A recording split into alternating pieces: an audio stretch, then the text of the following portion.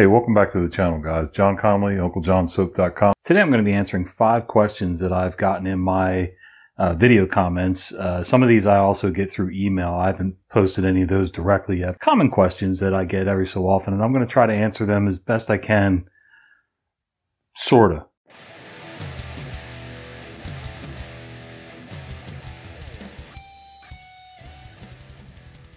Hey guys, I'm back. 2 weeks in a row. Amazing. So when I say sorta, what I really mean is some questions are purely opinion-based. Not everything's going to have a 100% factual, rock-solid, yes, it's this way. It can't be done any other way. In soap making, you got to realize there are a few hard and fast rules, but overall, and most of those pertain to safety and some quality of the product. Other than that, a lot of it's just opinion. How do you like your soap? How do you think other people are going to like your soap? You know, so a lot of it's based on feelings and opinions. So just keep all that in mind. All right. Question number 1. I saw so many types of oils like unrefined, raw, refined, pure, cold pressed, fractionated, extra virgin. Which one should I choose? From Age with Grace. Well, Age with Grace, thank you so much for your question. That is one heck of a rabbit hole that you can get caught in really easily. So here's my take on things. You need to find out what's going to work best for you. What's going to make the soap that you like, and what oils or fats are going to work well with your ideology. Everybody has a different take on what's right or wrong in either society, religion, politics, soap making. That's basically the short version.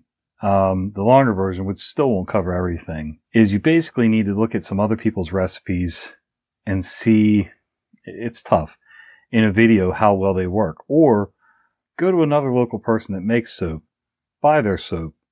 A, it helps somebody else local that's small business when you purchase something. B, gives you an opportunity to kind of see, how does this bar act with these ingredients? It's not going to give you the proportions and everything like that, but it gives you an idea. If you're not already using a lye calculator, you really need to start practicing with one of those and getting a feel for, when you list certain oils and combinations and different percentages, what does it do? And it'll tell you, you know, the lather, it's creamy, bubbly, drying, conditioning. I mean, soap really isn't a conditioner, but maybe I always say less drying or less apt to dry your skin out. But you have to figure those things out. And then you got to worry about safety. You know, which oils and fats aren't going to add anything harmful to my batch? Which oils and fats aren't going to spoil as easily? I've found that most oils work fine in soap, as long as you don't do a huge super fat. I mean, people for years have been complaining about canola oil and getting dreaded orange spots, which is where they start to go off and go bad and spoil in your soap. I really don't have that issue. Now, maybe it's because I try to stay at 5 to 8% super fat. Who knows? To me, there are really no industries which have 100% clean hands when it comes to how their oils and fats are produced, as to how they affect the environment, whether it's, you know, palm oil because of the orangutans. And I know I didn't say that right, but I'm a redneck. What do you want? A lot of industries that produce just a certain type of oil clear tons and tons of land to produce their oils. And, you know, there's some good stuff and some bad stuff about that. Just like animal fats, there's some good and some bad in every industry. You kind of got to figure out where that line in the sand is for you. What are you willing to deal with? What can your conscience handle? And what makes a good product? Knowing all that and being open-minded to the fact that there is no one good, perfect answer, hopefully will allow you to kind of look past all of that personal feeling stuff and research strictly how well or not well do oils act in soap. Just be careful what you listen to online. Everybody either has an agenda or they're so caught up in some social crusade that they really didn't slow down long enough to educate themselves on the topic to get the whole true story. People will make things up to either try to prove a point or to gain footing in their cause, whatever that cause is. Sometimes it's not even intentional. They take a little bit of information and somehow psychologically they've added something to it. And then they tell somebody, and then that person somehow adds to the story. It's like a game of telephone. And after a while, you know, it turns into this whole thing that it's really not. Bottom line is, decide where you stand on those topics first, and then pick, stay simple and cheap. Pick, your top 3 choices. If you could only pick 3 oils or fats to make soap with, what do you think they'd be after looking into these other things? I like cheap because I think they make a better soap. There's no point in adding butters and fats and stuff that's going to make each bar of soap cost $12.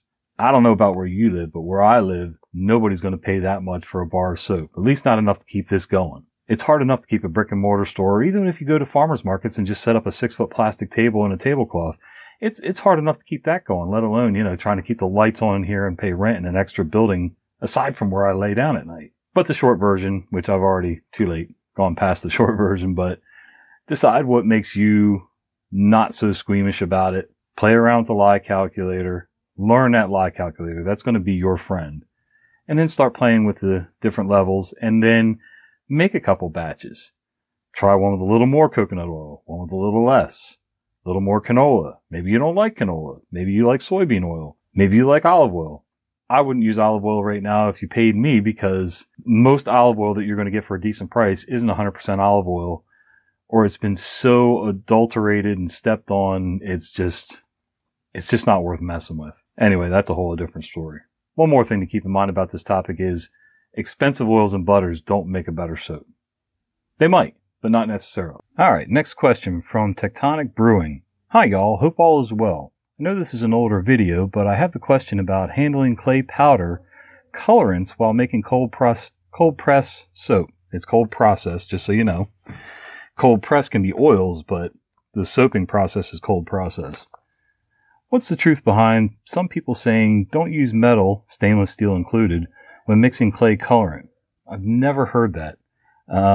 Some say that if using clay, everything must be plastic or glass, including mixing utensils. Thanks. I have never run into that anywhere online since I started making soap, or in any books or anything else. I don't know. I've never had any problem mixing clays, colorants, any of that type of stuff in anything, plastic, glass, metal, even aluminum. Yeah, the only time I would worry anything about the utensils and bowls and pitchers and things like that you're using is when you're mixing lye. So here's a really dirty example.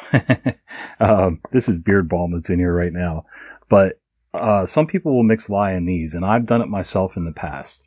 I don't find that it's a huge problem. Some people say the thermal shock when the lye heats up really fast tends to occasionally make these want to explode, for lack of a better term. They really just crack and shatter. I haven't found these to be too big of a problem in most brands with thermal shock. Over time, they do etch from having the lye in them. The inside of the glass, you'll notice it'll look kind of frosted, and that creates a weakness in the surface of the glass because it is a tempered glass. So, it's just not worth using the glass ones for me. Stainless bowls for mixing colorants? No problem. I would mix anything in here. I'd mix soap in here, lye in here, clays, colorants, you name it. No problem with anything stainless. Most regular metals too that aren't real, they're either cheap stainless or not really stainless. I would still mix in them too in most cases. As long as it's not aluminum for the lye.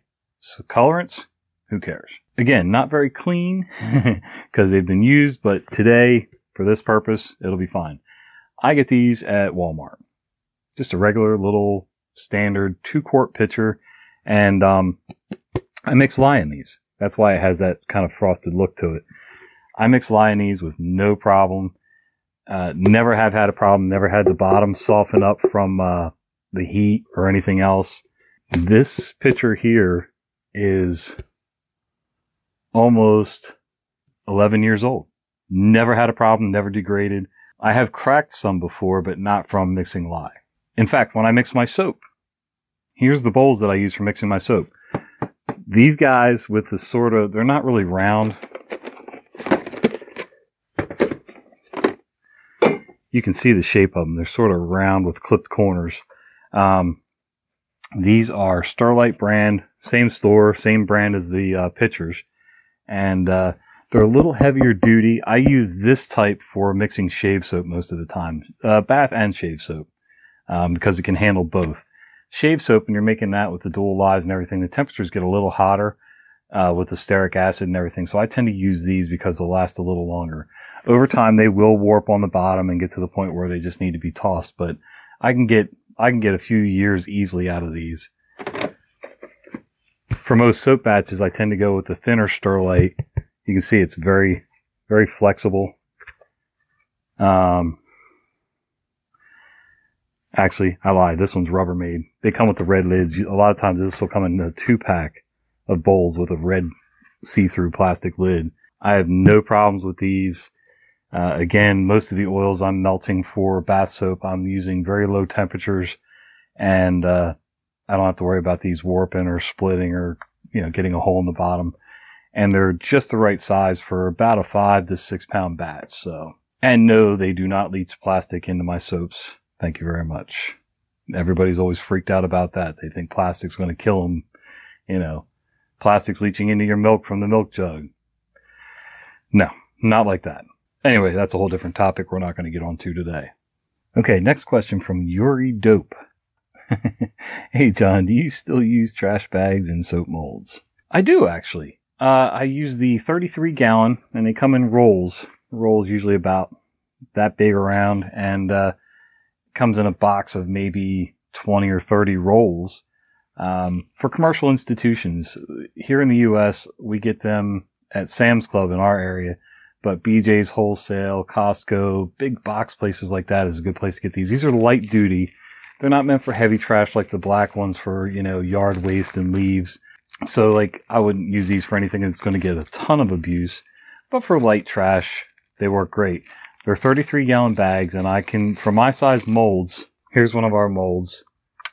And it's between 5 and 6 pounds depending on additives and things like that. For those molds, I can get 8 liners out of one of these bags. I figured out how to cut it just right, and I have a system, and it works great for me. That's another reason I don't want to change my mold sizes, because I'm so used to it. So for our big slab mold, now this is like a 24 pound 4-loaf slab mold.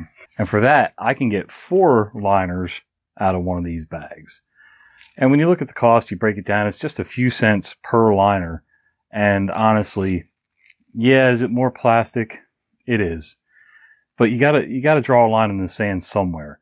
You know, at what point, these break down way easier than a lot of other plastics. So I'm not going to worry about it too bad, but there are some things that I try to cut back on some plastic where I can, but again, you got to use what's efficient and cost effective at the same time. And for those of you outside the US, I have no idea where you would get these. Sorry.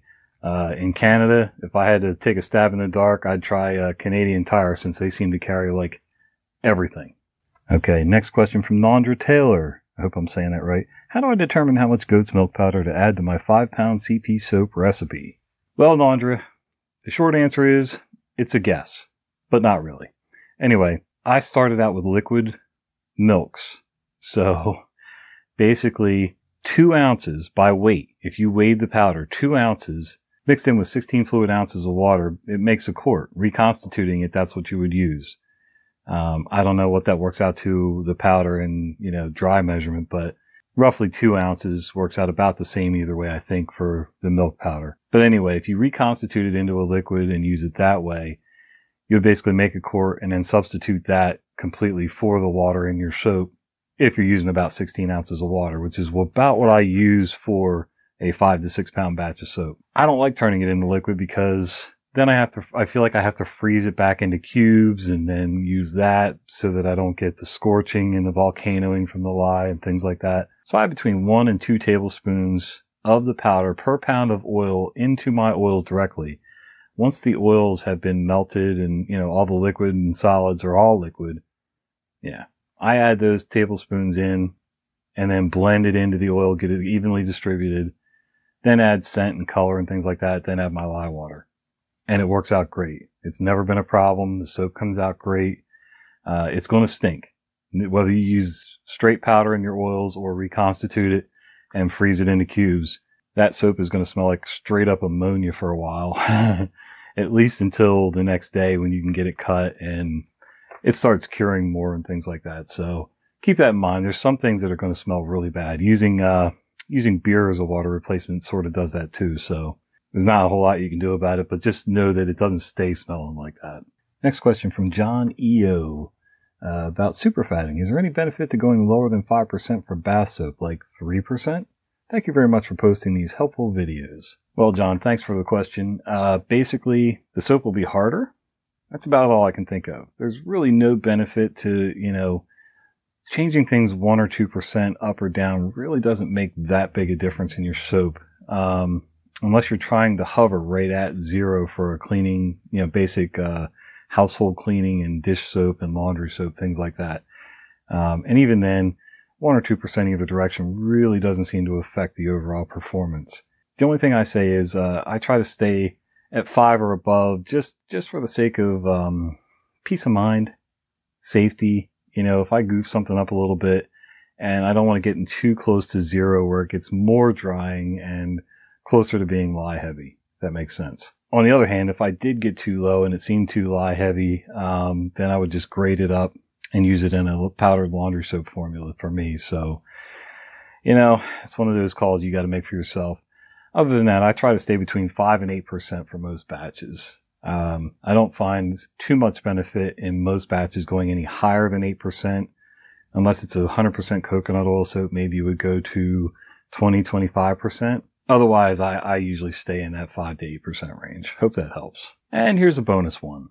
I'm not going to name these people because there's so many of them that still reply through email, mostly, and some on the video itself. When I had talked about not making soap, making soap without lye is a lie. Well, it is. I keep getting referenced back to the same old tired videos of the people making soap in Syria and other places in the Middle East where their translation's a little goofy. And it's not them. It's somebody who's translating in the video, not the people making the soap and not us. It's somebody in between that's translating it into baking soda, and it's not. It is almost always 100% sodium hydroxide that they are adding to those batches. So before you start emailing and commenting on all these videos in the soap groups on Facebook and on my videos that you can make soap without lye, anything caustic enough to make soap is considered a lye. In most cases, that's going to be sodium hydroxide or potassium hydroxide. So when they say caustic soda, that's not baking soda. Okay? So keep that in mind. All right. Hope that helps some of you guys out. If you have any more questions or, comments or things like that, leave them down below. You can shoot me an email at unclejohnsoap@gmail.com. That link should be in the description. We'll see how good I am at getting that up there this week. Also, I want to start adding another weekly Don't Be a Jerk video to the lineup. What do you guys think about that? I always enjoyed doing them. I thought they were kind of funny. It's all tongue-in-cheek. Very rarely am I that serious in those videos, even if I scream and yell and, get all red in the face. Most of the time it's sarcasm and just playing it up. But what do you think? And if you got any ideas for those videos, feel free to put them down below or shoot them to me in an email. And it doesn't have to be about soap and cosmetics. It can be. It can be about everyday life and things like that, just general things in life that tick you off. All right, guys. I'll see you all in the next video.